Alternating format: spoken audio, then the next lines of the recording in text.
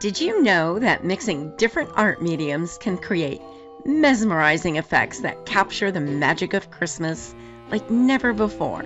In this video, you'll discover how to infuse the spirit of Christmas into your mixed media artwork, making it vibrant and festive. Hello, all my crafty friends. I'm Donna from Mason Creations, etc., and welcome to my channel. So if you're ready, let's make a mess. I got this poor, chipped, abused frame at the thrift store, and I'll be fixing that chip with some clay. I'm removing the backing and the glass. I won't need the glass, so I'm getting rid of it. I'll be decoupaging an image to this cardboard backing, so I'm painting it white. I'm using Dixie Belle chalk paint in the color cotton. This and all the products you're going to see me use today came from DecoupageNapkins.com, my wonderful sponsors. I'm sure you guys have noticed that I use a lot of Dixie Belle and Pentart paints. These are my absolute favorites. They both go on super smooth and creamy with really good coverage. I rarely, if ever, need a second coat of Pentart, and that goes for the metallic colors as well. Make sure you always paint white or a very light off-white wherever you're going to decoupage rice paper or a napkin. White allows the colors in your images to look more vibrant. Dark colors will make your images look dark and muddy.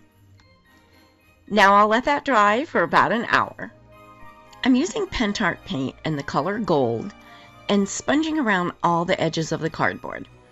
The sides of the paper are just a little bit smaller than the cardboard. This will give it a nice trim. I'll let it dry for about 30 minutes. I'm going to use a water brush to remove all the white factory edges from this awesome piece of rice paper. A water brush has a cartridge that you fill with water and then brush it on the napkin or rice paper. The water dispenses easily, so this is really convenient. You can find this in my description box below in my favorite tools section, just in case you want to check it out. You always want to tear your rice paper or napkin instead of cutting it.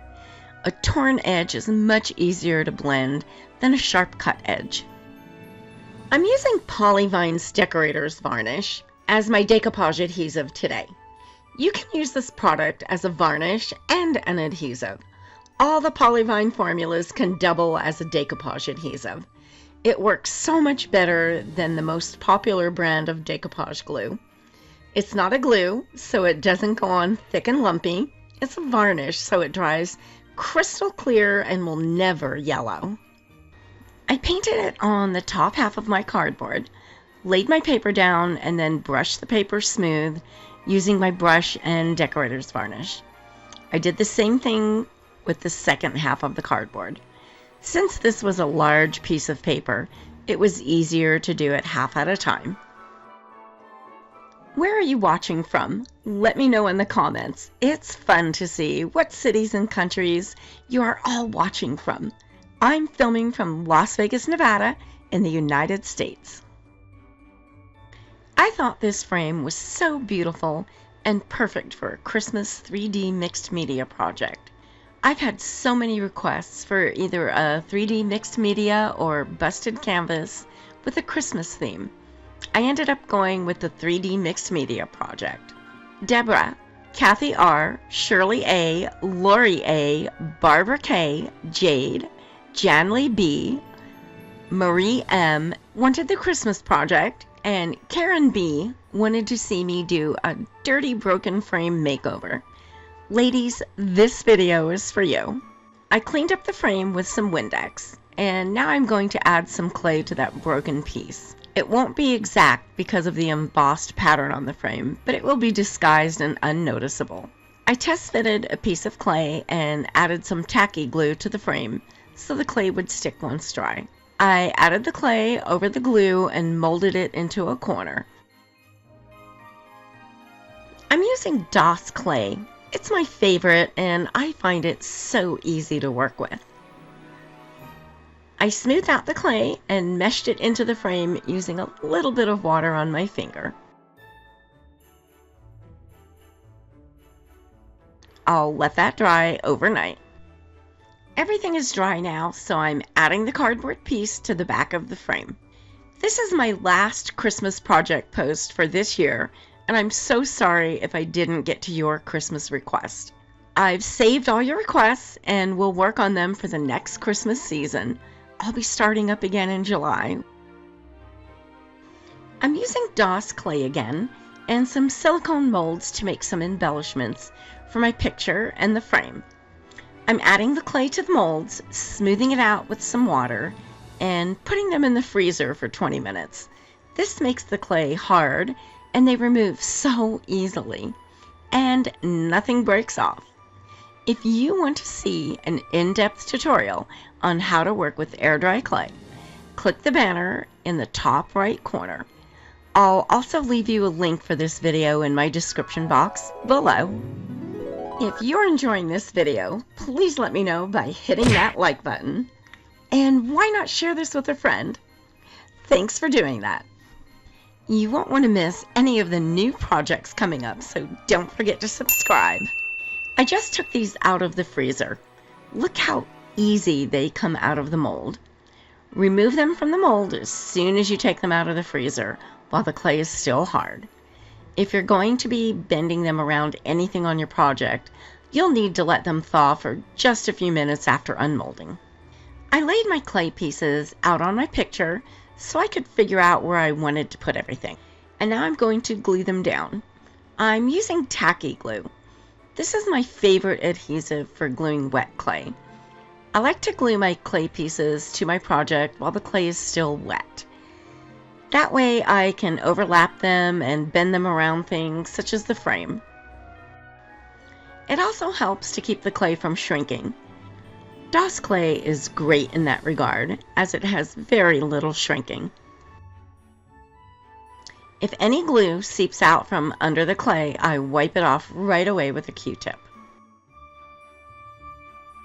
When making a 3D mixed media project, I love to take my embellishments over the edge of the project or onto the frame. It adds so much interest to see the picture tumbling out over the frame. Also, do things asymmetrical and in groups of odd numbers when possible, such as layering 3 in the background and 1 in the foreground. This is more pleasing to the eye. This will need to dry overnight. DecoupageNapkins.com has such a great selection of napkins that you can purchase one at a time. They carry many other craft supplies such as rice paper, paint, clay, molds, and a great selection of polyvine products. Over 9,000 products and growing. They are wonderful to work with and will send your order out fast. You'll receive free shipping on orders over $75 and special bonus points for orders over $100. Subscribe to their newsletter by entering your email address and you'll receive 10% off your next order. They are truly your one-stop shop for craft supplies. Make sure you check them out. I'll be leaving links for all the products I use in my description box below. I sanded my corner repair to get off any rough edges and get it ready for painting. I have a mold with some Christmas foliage on it, but it's really shallow. Too shallow for clay, even with the freezer trick. So I'm going to use cream paste. This is your secret weapon for tiny shallow molds.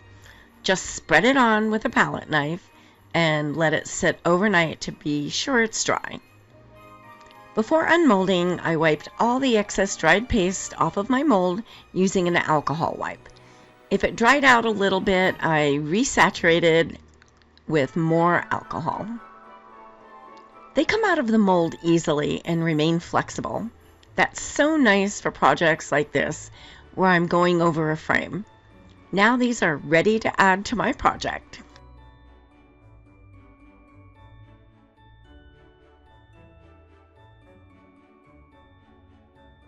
Since these are not wet clay, I attach them with a hot glue gun.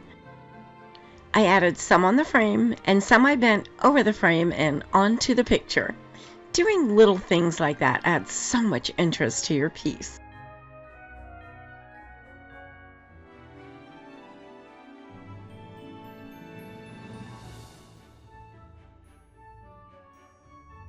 I put a piece of packing tape upside down on this little cutting mat.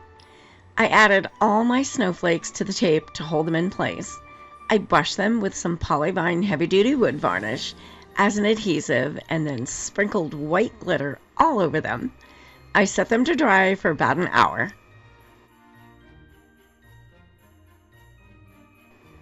Now it's time to get all of these embellishments painted. I painted my corner repair with Pentart white gold. It was a good match for the color of the frame. I'm going to be adding some greenery and a poinsettia to that corner, so this will never show. I'm painting the trees with Pentart Country Green. Send me a comment and let me know what type of project you would like to see next. I love designing projects around your requests. Just be patient with me though, I get a lot of them. I'll definitely get to yours. Sometimes it just takes me a little while.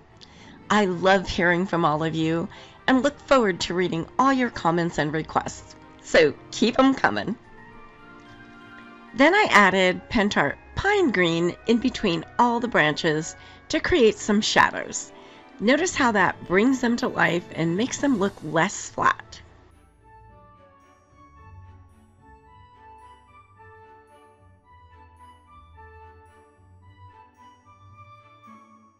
I used Pentart light brown for all the tree trunks. More of the vintage green for the foliage at the top of the frame. I always do the large portions of my embellishments and then go back with a fine brush and get all the detail.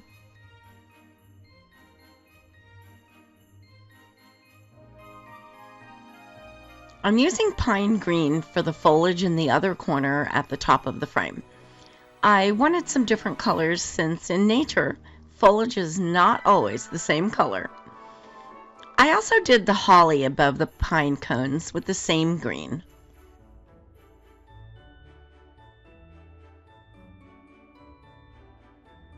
This is Pentart Leaf Green, and I just love this. It's brightening up the whole corner.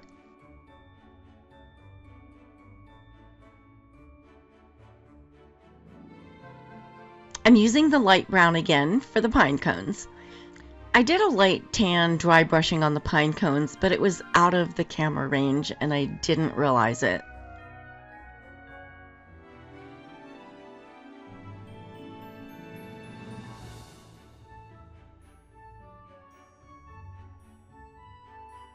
I painted all the berries Pentart red. It's such a perfect Christmas color. You can see the tan dry brushing on the pine cones in this shot. It really brought them to life. I did the deer a light tan with light brown antlers.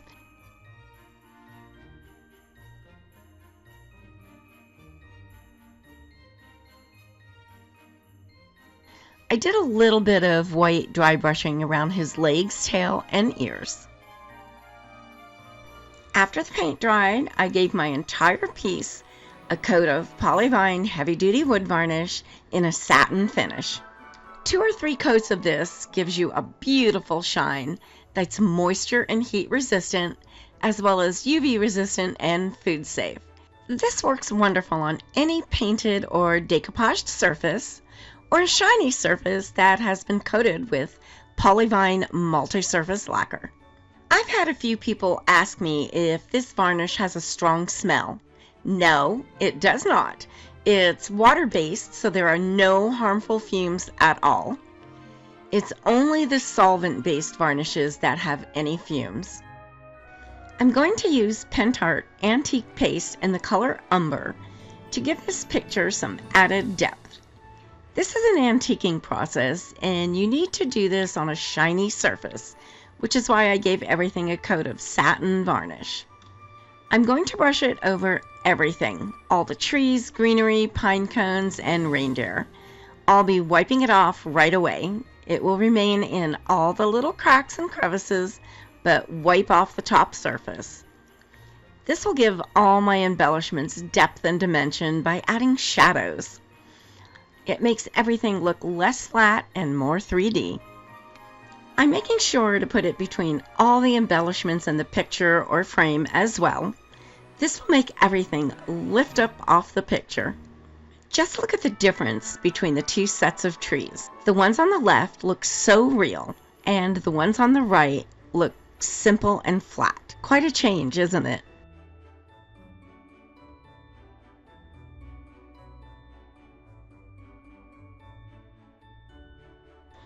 The cloth I'm using is an old cut-up t-shirt. I don't wet it, I'm using it dry. I cut them into small pieces and then throw them away when I'm done. You really can't wash them since this is a solvent-based product.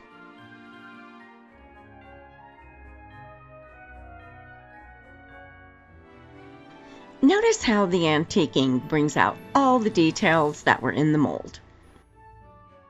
I test all the products that I recommend in my videos. I won't recommend anything that I haven't used myself and prefer. If I'm recommending it, you can bet it's a great product. Each product will be listed in my description box below and will have a blue link to make it easy for you to find. Any of the links I provide are safe for you to click on.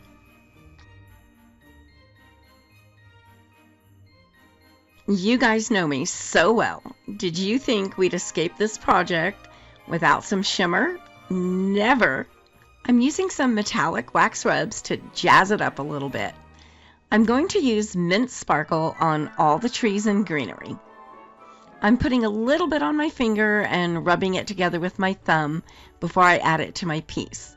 This will prevent you from getting a big glob of it where you don't want it. Put it on delicately because once it's on there, you can't get it off. I love using the wax rubs. They give such a beautiful shimmery glow. It's subtle, but gorgeous. I'm using white pearl on the reindeer and berries.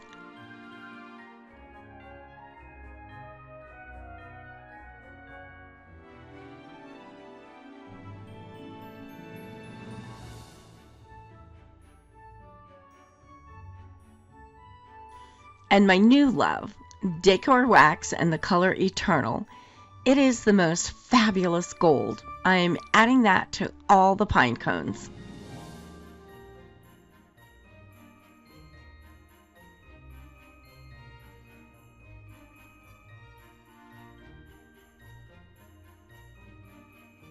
I'm adding a little bit of greenery on that corner that was broken. This adds to the project without taking anything away. It covered that repair nicely. You can't see it now at all.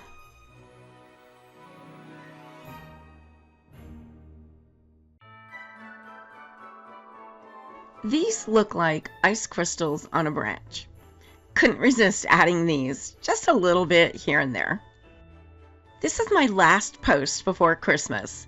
After this, I'm going to take a short break. I'll be back right after the holidays with some amazing spring projects, beautiful flowers everywhere, and a beautiful red poinsettia in the very corner amongst the greenery. Now it's time for the snowstorm. I'm going to use my palette knife and add snow everywhere.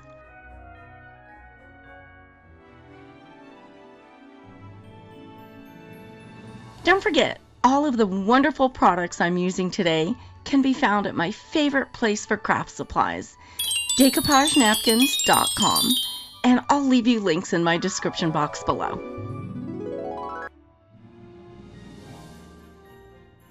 And a few glittery snowflakes falling from the sky.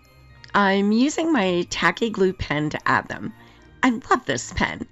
You can get so precise with it. It's perfect for adding just one little drop of glue.